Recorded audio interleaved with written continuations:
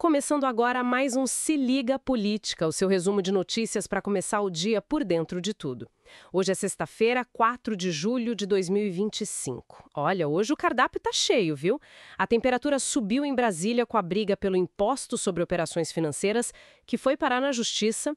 A gente vai falar também do clima de eleição 2026, que já tá assim, esquentando, com nomes novos aí na oposição, e ainda a saúde do ex-presidente Bolsonaro e como algumas decisões lá fora, tipo nos Estados Unidos e em Portugal, podem acabar afetando o Brasil. Vamos nessa?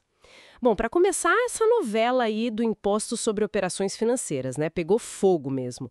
O governo foi para o Supremo Tribunal Federal depois que o Congresso derrubou aquele decreto. Parece que a Advocacia Geral da União está bem confiante numa decisão rápida do Supremo, né? Exato.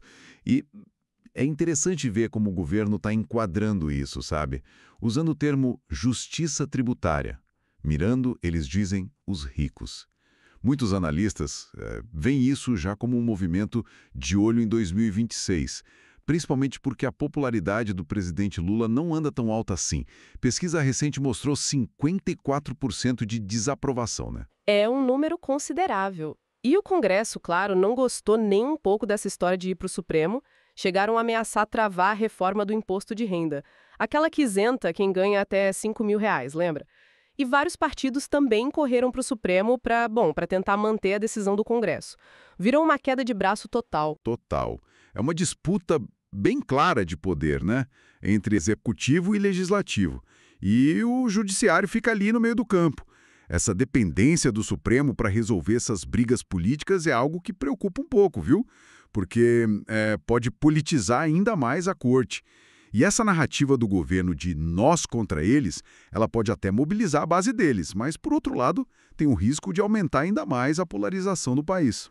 Pois é, e falando em 2026 e polarização, a oposição já parece estar se mexendo bastante, né? O nome do governador de São Paulo, Tarcísio de Freitas, aparece forte.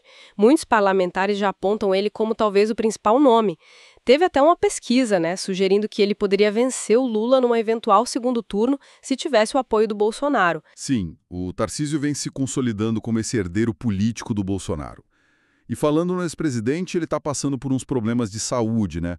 Uma esofagite, parece que bem intensa, que fez ele cancelar a agenda agora de julho. Mesmo assim, a influência política dele continua grande. E parece que o foco do discurso dele está mudando um pouco, né? Agora falando mais em buscar o tal domínio do Congresso. Entendi. Enquanto isso, tem outras notícias correndo por fora, mas que são importantes também. Lá no Rio, por exemplo, teve troca na Secretaria de Transportes, parece que por causa de disputas políticas locais. E continuam aquelas discussões sobre gastos e, ética no judiciário, né? Valores altos de penduricalhos, investigações sobre venda de sentenças, até mensagens apagadas por juízes. Complicado. Esses questionamentos sobre o judiciário são bem sérios, porque afetam diretamente a confiança da população na justiça, né? Gastos que parecem muito altos, suspeitas de corrupção, tudo isso alimenta aquela percepção de privilégio, sabe? E pode acabar levando a mais pedidos por reforma no sistema. Aceite uma trégua proposta pelo Trump, mas só se levar ao fim definitivo da guerra lá em Gaza. É uma condição bem clara. E mais perto da gente, as tarifas que o Trump impôs nos Estados Unidos já estão afetando exportações brasileiras importantes. Aço, celulose. Exatamente. Esse protecionismo americano é um desafio bem real para a nossa economia. Força o Brasil a ter que buscar outros mercados, diversificar mais. E não é só lá, viu? Portugal também anunciou recentemente regras mais duras para a imigração. Isso impacta diretamente muitos brasileiros que pensam em ir para lá, né? É um fator novo a considerar. Bastante coisa interligada, né? Mostra como as decisões na política, na economia, na justiça e até lá fora acabam se influenciando. Tudo conectado. Sem dúvida nenhuma. E fica talvez uma reflexão para a gente, né?